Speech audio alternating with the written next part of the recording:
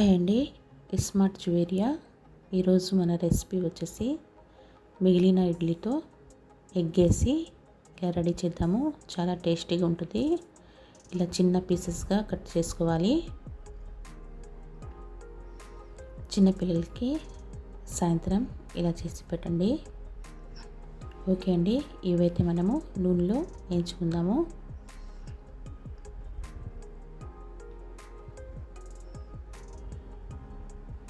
ఈ మొత్తము బ్రౌన్ కలర్లో రావాలండి.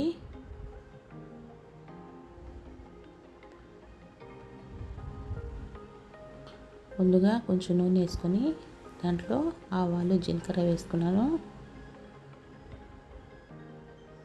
దాని తర్వాత ఒక ఎర్రగడ్డ సన్నగా కోసేసుకున్నాను. ఒక పచ్చిమిర్చి వేసుకున్నానండి సన్నగా తరిగి.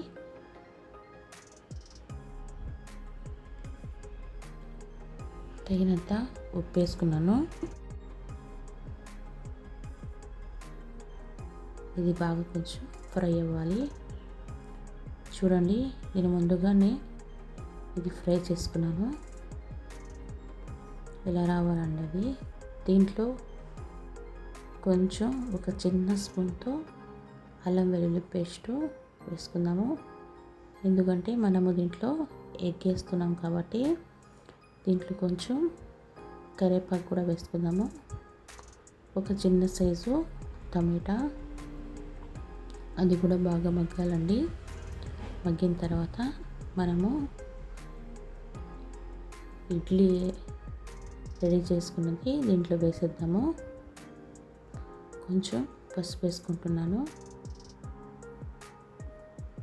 దాని తర్వాత ఒక హాఫ్ స్పూన్ వచ్చేసి ధనియాల పొడి, కొంచెం కారము, పచ్చిమిర్చి వేసాం కాబట్టి చూసుకొని వేసుకోవాలి. చిన్నపిల్లలు తినేది. మళ్ళీ మేము దీంట్లో పప్పుల పొడి కూడా యాడ్ చేస్తాము. చూడండి, నేను ఒక ఎగ్ తీసుకున్నాను. ఇలా చేసి మధ్యలో వేసుకుందామండి. చాలా టేస్టీగా ఉంటుందండి. మీరు కూడా తప్పకుండా ట్రై చేయండి. Simple process. మిగిలిన ఇడ్లీతో ఇలా రెడీ చేయండి. ఎగ్ పైన కొంచెం సాల్ట్ వేసుకున్నాను. కొంచెం నూనె వేసుకొని లైట్గా కొంచెం నూనె వేసుకొని ఇవంతా మొత్తం మిక్స్ చేసుకుందాము. ఎగ్ మాడిపోకుండా అది కూడా కొంచెం వేసానండి నూనె. ఓకే అండి, బాగా కలపాలి. ఇప్పుడు చూడండి, పప్పుల పొడి కొంచెం ఒక స్పూన్ వేసుకున్నానండి. తాలింపు పొడి అంటారండి దాన్ని. ఇది వేసుకున్నాను. కొంచెం కొత్తిమీర వేసుకున్నాను. ఇది బాగా కలుపుకొని ఇప్పుడు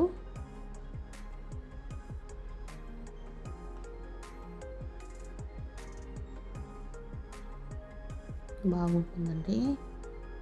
లోపల మెత్తగా పైన క్రిస్పీగా చాలా బాగుంటుంది. మీరు కూడా తప్పకుండా ట్రై చేయండి.